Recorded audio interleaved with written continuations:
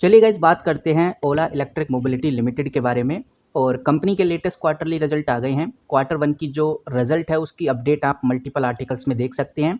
तो जानेंगे कि बेसिकली कंपनी के क्वार्टरली रिजल्ट कैसे रहे। इसी के साथ ये भी देखेंगे कि ओला इलेक्ट्रिक के द्वारा जो क्वार्टरली रिजल्ट की पीडीएफ पब्लिश की गई है उसमें कुछ हिडन बातें हैं जो बहुत सारे इन्वेस्टर्स शायद मिस कर रहे हैं। उन बातों को भी हम समझने वाले हैं।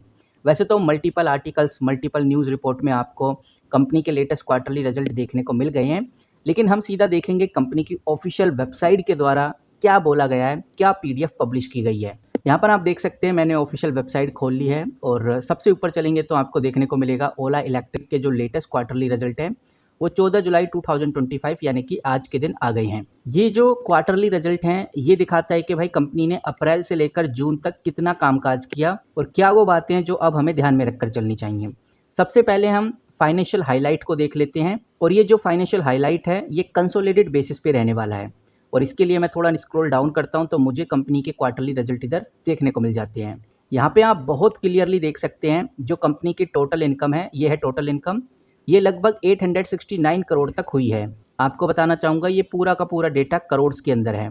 लास्ट क्वार्टर की बात करें तो 728 करोड़ पे थी, यानी कि लास्ट क्वार्टर से इस क्वार्टर में कंपनी ने अच्छा प्रदर्शन किया है। वहीं जो ऑपरेटिंग रेवेन्यू है वो आप देख सकते हैं 828 करोड़ आपको देखने को मिलेगा। पहले ये 611 करोड़ था, यानी 611 करोड़ था। तो अच्छा खासा कंपनी ने ऑपरेशन से पैसा जनरेट किया है। और ये बीच में आपको 68 करोड़ दिख रहे हैं, ये है अदर इनकम। पहले कंपनी की अदर इनकम 117 करोड़ हुआ करती थी, लेकिन इस बार अदर इनकम भी कम हुई है, जो कि ओवरऑल काफी अच्छा साइन है। थोड़ा स्क्रॉल डाउन करने के बाद आपको देखने को मिलेगा नेट लॉस, जो कि 428 करोड़ का है।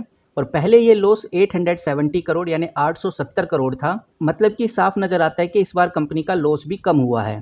टोटल एक्सपेंस आप देख सकते हैं लगभग 1065 करोड़ के आसपास देखने को मिलेगा। और टोटल एक्सपेंस में जो सबसे ज़्यादा खर्च हो रहा है वो कॉस्ट मटेरियल में खर्च हो रहा है और अदर एक्सपेंस में खर्च हो रहा है, जो आप इधर क्लियरली देख सकते हैं। अब थोड़ा हम सिगमेंट वाइज भी एनालाइज कर लेते हैं कि भाई सिगमेंट वाइज कंपनी कैसा कर रही है। उसके लिए थोड़ा और स्क्रॉल डाउन करूंगा और ये आप देख सकते हैं ये सिगमेंट वाइज एनालिसिस है। जो ऑटो सिगमेंट सेक्टर है, यानी कि जो ऑटोमोबाइल सेक्टर है, उस हिसाब से कंपनी ने 826 करोड़ का रेवेन्यू जनरेट किया है, जो पहले 611 करोड़ हुआ करता था।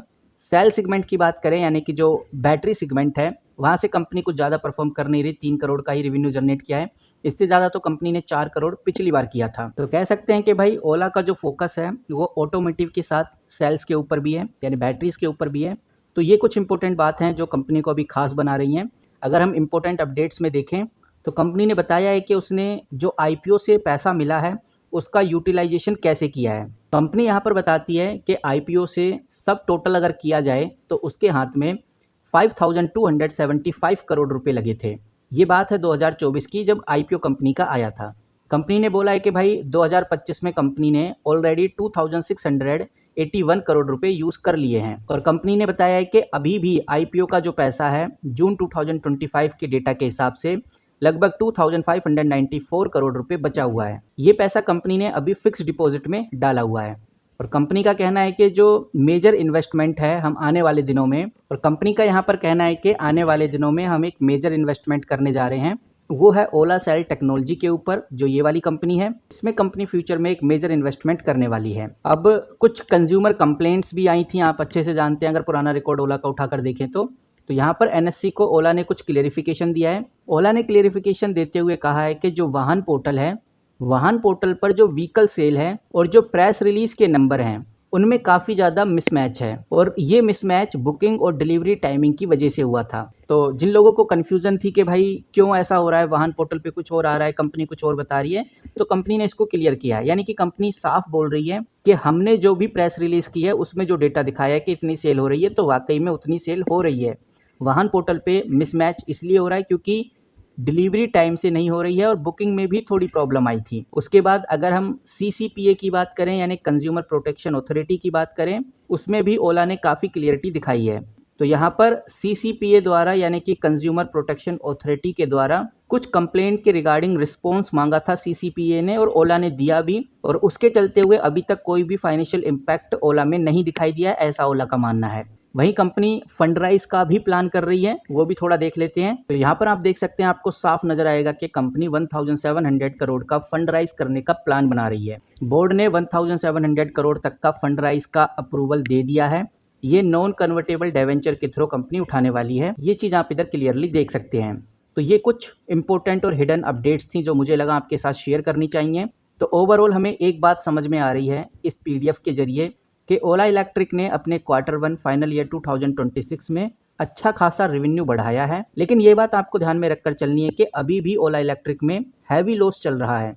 लॉस पिछले क्वार्टर से थोड़ा कम जरूर हुआ है, लेकिन ऑपरेशनल कॉस्ट काफ़ी ज़्यादा है अभी भी। कंपनी ने सीधा बोला है कि भाई हम अभी प्रोडक्ट और बैटरी मैन्युफैक्चर बिजनेस में अग्रेसिवली इन्वेस्ट कर रहे हैं। इसका इम्पैक्ट आने वाले क्वार्टर्स में ज़रूर देखने को मिलेगा। फाइनली इन्वेस्टर्स का जो सेंटीमेंट्स है ओला इलेक्ट्रिक को लेकर हल्का सा पॉजिटिव जरूर हुआ है। कंपनी ने ये भी बताया है कि भाई जो आईपीओ से हमें 5000 करोड़ के आसपास का पैसा मिला है, उसका यूज़ कितना हो चुका है, अभी कितना बचा हुआ है। अब कंपनी लॉन्ग टर्म ग्रोथ पे फोकस जरूर दिखा रही है, जो कि काफ़ी अच्छी बात है। और जैसा मैंने आपको बताया कि जो इन्वेस्टर्स हैं वो ओला इलेक्ट्रिक को लेकर काफ़ी पॉजिटिव इधर नज़र आ रहे हैं। इसके पीछे का रीज़न ये है कि ओला इलेक्ट्रिक आज के दिन 7 से 8% तक बढ़ता हुआ नजर आया है। और ये ग्रोथ आप इधर स्क्रीन पे देख सकते हैं। जब मैं वीडियो शूट कर रहा था 7 से 8% था, लेकिन जब तक मैंने वीडियो एंड करी है तो ये परसेंटेज 15 तक चला गया, यानी 15 से 16% तक ओला इलेक्ट्रिक भागता हुआ नजर आ रहा है। वो भी जब ओवरऑल इंडियन स्टॉक मार्केट आज नेगेटिव है, चाहे आप निफ्टी 50 देखें, सेंसेक्स देखें, बैंक निफ्टी देखें, निफ्टी आईटी देखें। ऐसे केस में अगर ओला इलेक्ट्रिक तेजी से बढ़ रहा है, इन्वेस्टर्स का ट्रस्ट इस कंपनी में ज़्यादा देखने को मिल रहा है। बाकी अगर आपने इतना वीडियो देखा है तो एक बार हम वॉल्यूम भी चेकआउट कर लेते हैं, क्योंकि वॉल्यूम काफ़ी कुछ क्लियर कर देगा ओला इलेक्ट्रिक को लेकर।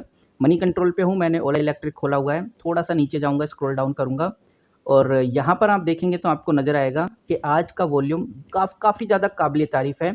साफ साफ नज़र आएगा कि 3 करोड़ का वॉल्यूम ट्रेड करती थी, आज 3 करोड़ से सीधा 34 करोड़, लगभग 34 करोड़ का वॉल्यूम ट्रेड हुआ है। जहां कंपनी 3 करोड़ का वॉल्यूम ट्रेड करती थी, वहां कंपनी ने 34 करोड़ 34 करोड़ का वॉल्यूम ट्रेड किया है, जो कि काफ़ी इंसेन है।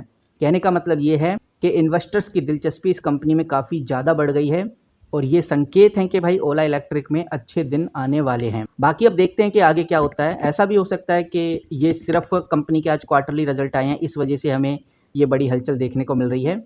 बट कह सकते हैं बात कुछ भी हो, इन्वेस्टर्स एक्टिव ज़्यादा हैं, इन्वेस्टर्स का इंटरेस्ट इस कंपनी में बना हुआ है।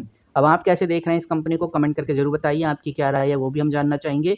इस वीडियो में इतना ही। अगर आप चाहते हैं कि मैं ओला इलेक्ट्रिक से रिलेटेड ऐसे ही आपको कवर करता रहूं, अगर आप चाहते हैं कि मैं ओला इलेक्ट्रिक से रिलेटेड इस तरह से ही आपके सामने वीडियोस लाता रहूं, जो भी बड़ी खबर हो, छोटी खबर हो, इंपॉर्टेंट खबर हो, वो आपके साथ शेयर करता रहूं, तो उसके लिए आप चैनल को सब्सक्राइब करके रखिए। कमेंट में यस जरूर टाइप करिए।